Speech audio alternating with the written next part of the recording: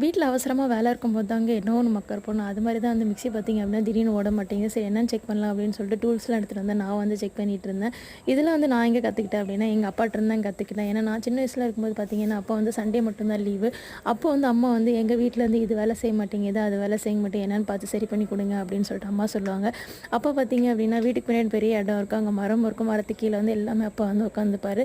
நான் என்ன வந்து அப்பா இந்த டூல்ஸ் எடுத்துட்டு வாம்மா, அந்த டூல்ஸ் எடுத்துட்டு வாம்மா அப்படின்னு சொல்லும்போது, நாம வந்து ஓடி ஓடி போய் வந்து அப்பாவுக்கு வந்து எடுத்துட்டு வந்து குடுத்து, பக்கத்துல உட்காந்து அப்பா என்னென்ன பண்றாருன்னு சொல்லிட்டு நான் வந்து பார்த்துட்ருப்பேன். அப்பதான் அப்பாட்ட கேட்பேன். ஏன்னா அப்பா வந்து எப்படி வந்து ரெடி பண்ணி குடுத்துருவாரு.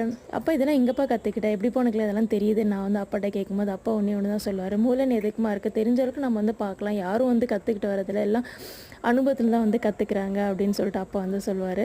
ஸோ எனக்கு வந்து இப்போ பார்த்தீங்க அப்படின்னா, ஒவ்வொரு விஷயத்தையும் வந்து எனக்கு எங்க அப்பா ஞாபகம் தான் வருது. நான் வந்து எவ்வளோ அப்பாவ மிஸ் பண்றேன் அப்படின்னு சொல்லிட்டு எனக்கு தான் தெரியும். நீங்க உங்க அப்பாட்டருந்து என்ன கத்துக்கிட்டீங்க அப்படின்னு சொல்லிட்டு எனக்கு வந்து கமெண்ட்ல சொல்லுங்க. And subscribe.